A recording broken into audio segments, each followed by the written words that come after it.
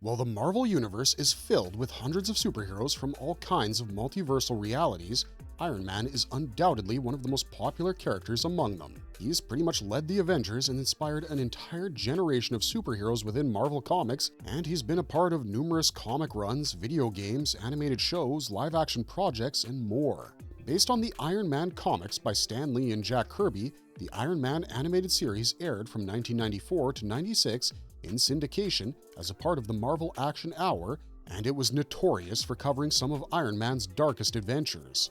It explored his moral challenges, betrayals, and psychological struggles that came with the responsibility of being a superhero, and today we're going to explore the top 10 darkest episodes of Iron Man, the animated series. Before we get into this though, we have a very small request. If you like our content, please support us by subscribing to the channel. It's a small click for you, but for us it means everything. Thank you. Let's begin.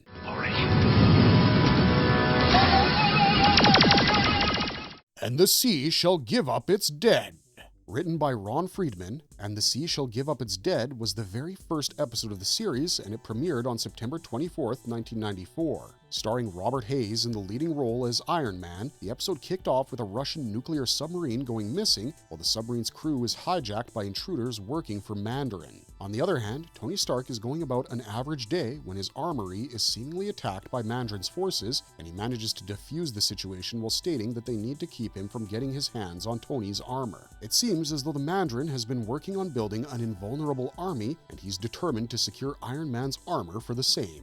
Meanwhile, Tony Stark gets wind of the submarine's disappearance, and Admiral Harold Younger recruits him to be a part of Operation Prometheus and bring the submarine back on their radar before it destroys the world. While Mandarin sends his forces to work on the Prometheus and creates his army of radioactive zombies, Tony Stark uses his latest invention, Irving, to get to the bottom of things. He soon realizes that the Mandarin had arranged for the submarine to sink a year ago so that he had enough time to plant a bioconversion device and bond the sailors to the radical iodine ions in the seawater. Now that these sailors had turned into zombie warriors, the Mandarin hoped to release them to radioactively contaminate millions of people and create an army of the undead.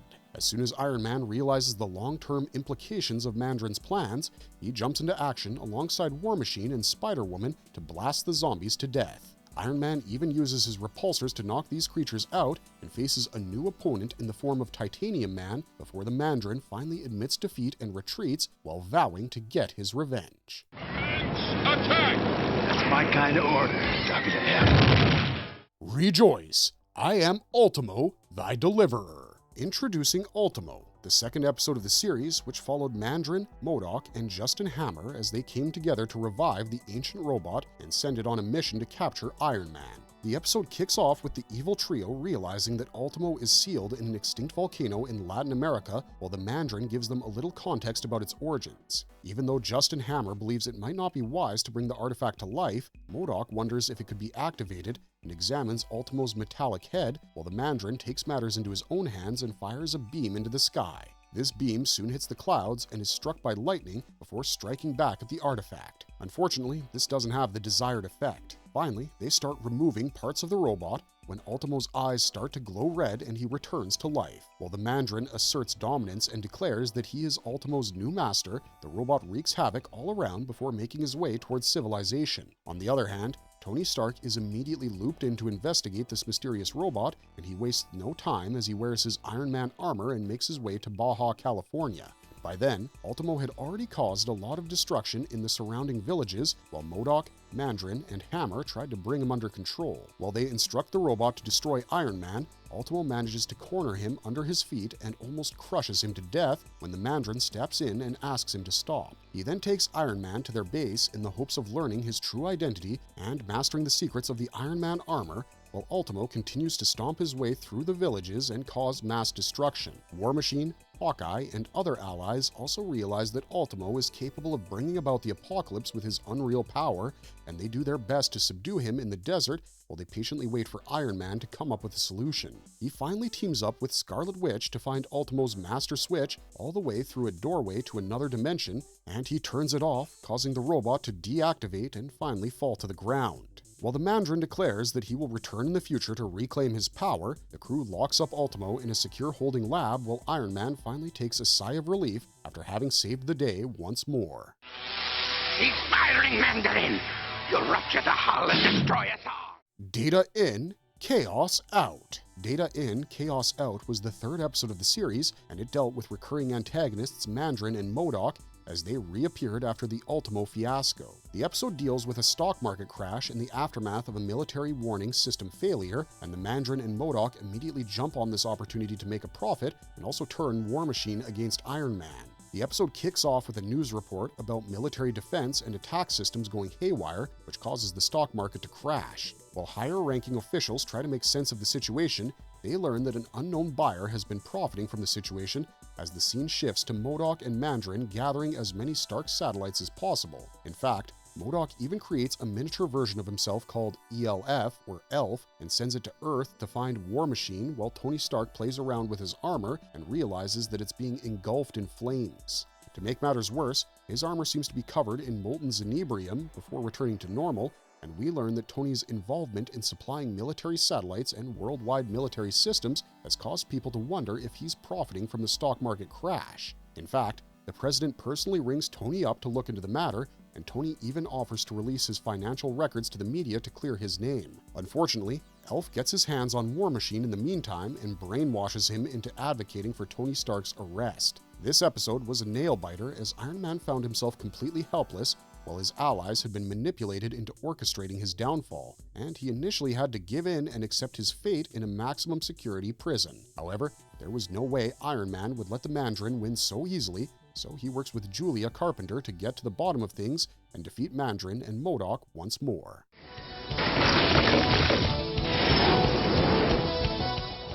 Silence my companion, death my destination. Picking up right where the last episode left off, the Mandarin once again refuses to admit defeat and finds new ways to get back at Iron Man. The episode kicks off with James Rhodes and Justin Hammer both demonstrating the tank designs for Stark Enterprises and Hammer Industries to General Amos Quirt. When the General chooses Stark Enterprises, an enraged Hammer informs the Mandarin of his decision, while the latter reveals that he has planted a virus that will make all of Stark's tanks explode. While Iron Man goes about his day, he comes across a computer version of Dread Knight and asks Julia Carpenter to disable it when his solar battery starts to malfunction. However, he doesn't realize that a robotic raven has hacked into the simulation's records under MODOK's orders. It turns out that MODOK got wind of Iron Man's solar dependency and then used this information to sabotage him, while the Mandarin managed to kidnap Julia's daughter, Rachel. As the episode comes to an end, Iron Man makes his way to Hammer Industries to free Rachel, only to find himself trapped in a room with no access to sunlight. The episode culminates in a tumultuous note as the Mandarin activates the virus in the Stark tanks, while Rachel plays the piano to create sound energy to power Iron Man's armor and help him defeat the Mandarin once more.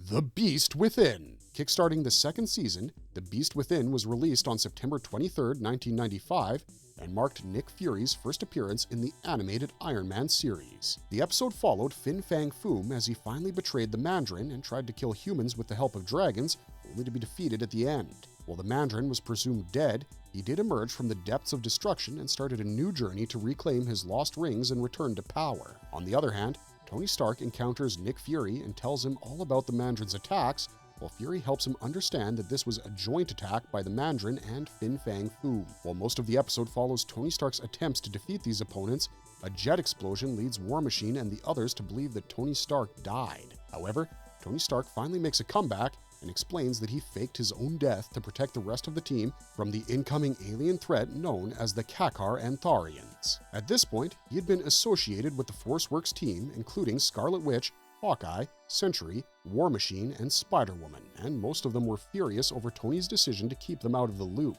Even though he had good intentions and was just looking out for his team members, Scarlet Witch, Sentry, and Hawkeye declared that they're leaving ForceWorks, while Tony has no choice but to make peace with their decision.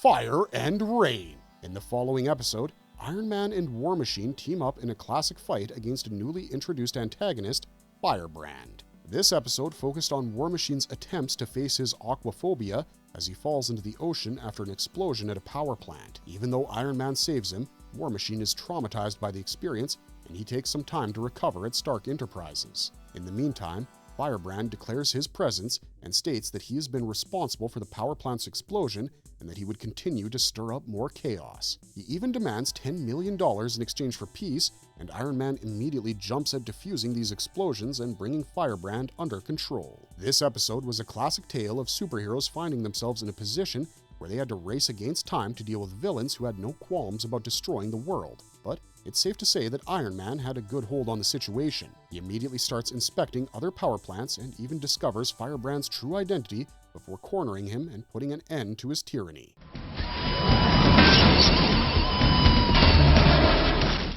Cell of Iron. Introducing Centurion and AIM, this episode followed Iron Man's attempts to defend the Starwell satellite from the AIM satellite. Also known as the Advanced Idea Mechanics, AIM is made up of terrorist scientists who oppose everything Iron Man and the Avengers stand for. The episode began with Iron Man coming across Dum-Dum Dugan, who declares that he had taken control over Stark's factory under orders from S.H.I.E.L.D. While Stark refuses to give up access, Dugan even shows him some videos of Stark Enterprises creating trouble all over the world and even blowing up a school in China before talking him into accepting blame. However, AIM takes full responsibility for the explosions, and Tony Stark then takes it upon himself to investigate the AIM satellite at the space station. However, he soon stumbles into Centurion on his way to investigate the Starwell that powered the place and notices that something has gone horribly wrong in his absence. As Stark further looks into the place, he realizes that Centurion has been tampering with his satellite systems to cause explosions and that he was to be blamed for the burning of the Chinese school. He immediately orders Centurion to shut down the Starwell,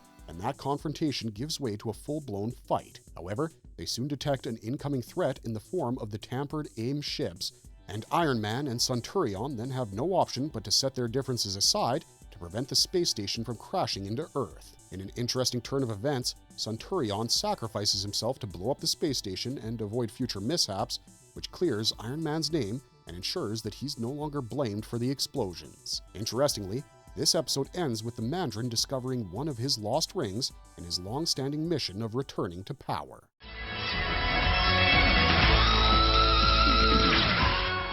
Not far from the tree. While the previous episode introduced the terror organization known as AIM, they take things a little too far in this episode as their chief enforcer, the Crimson Dynamo, makes himself known. In his first appearance, Dynamo seemingly kidnaps Iron Man's dad and keeps him as a prisoner at an AIM facility for the longest time before Tony finally sets him free. As he brings his father back to Stark Enterprises, he seems to have no recollection of his imprisonment, but at the same time, he fears Nick Fury and S.H.I.E.L.D. As the episode progresses, Tony Stark demands the truth from Fury, who reveals that AIM had used his father for a mind-reading experiment. In fact, Fury had sent S.H.I.E.L.D. agents to rescue him, but AIM agents had managed to fake his death and convince them that Tony's father had died during the experiments. In the meantime, the episode takes a sharp turn as AIM takes over Stark Enterprises, and Tony Stark returns to the facility to learn that his father had passed away and that the man in front of him was a mere clone. To make matters worse, Crimson Dynamo had cloned his father so that he could gain access to Stark Enterprises and sabotage them, but at the end of the day, Iron Man faces Dynamo in a one-on-one fight and emerges victorious.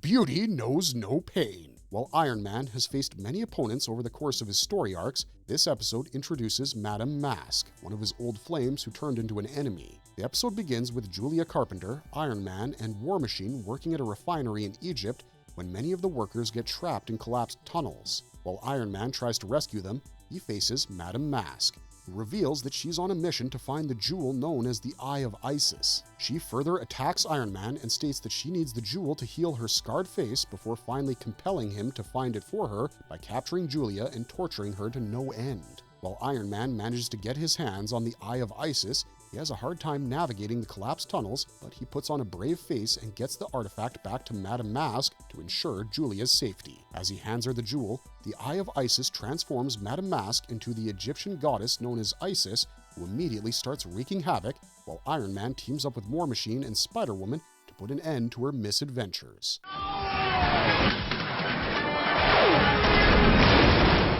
The Armor Wars, Part 1 and 2. To wrap up this list, The Armor Wars Parts 1 and 2 were back-to-back episodes written by Len Uli that shed light on Iron Man's struggles with controlling his own technology. After facing Crimson Dynamo, he comes to the realization that someone has been selling his technology, and he goes rogue to investigate every single superhuman around him. His antics leave S.H.I.E.L.D. with no option but to hunt him down, while Tony tries to disable every super-powered entity around him. Moreover, his confrontation with Dynamo had resulted in a nuclear explosion, and the United Nations had stepped in to deal with Iron Man's unregulated use of technology. With the world against him, these episodes focused on Iron Man's struggles to track down the criminals who had stolen his ideas to cause mass destruction, while also doing his best to clear his own name and ensure a better future for Stark Enterprises. He pays visits to supervillains including Blacklash, Beetle, Stiltman, and Controller, and fixes them by using negator packs to short-circuit their armor, while Nick Fury holds a conference to declare that they have fired Iron Man. This also gives Justin Hammer the opportunity to pitch his designs to the US Army, but he's wildly unsuccessful when Iron Man finally learns that he had orchestrated the entire incident. As the episodes culminate in a tense finale, Hammer orders his new robot, Firepower, to destroy Stark Enterprises, while Iron Man swoops in to defuse the situation and clear his name. Marvelous verdict! And with that, we've explored some of the darkest episodes in Iron Man the Animated Series. Ranging from supernatural threats to unexpected villains, Iron Man has managed to defeat each and every threat in his path while prioritizing the lives of citizens and fulfilling his responsibilities as a superhero. While this often came at the cost of his own well-being, this animated series did a wonderful job of depicting the dark side of being a superhero. Tony Stark is always pushing technology forward, but sometimes that involves creating deadly new technology, and it's nice to see him take responsibility for it. We hope you enjoyed exploring these episodes with us, and we'd love to hear your favorite picks in the comments down below. If you liked this content, don't forget to leave us a like and subscribe to us if you haven't already. Otherwise, thanks for watching, stay safe out there, and have a marvelous day.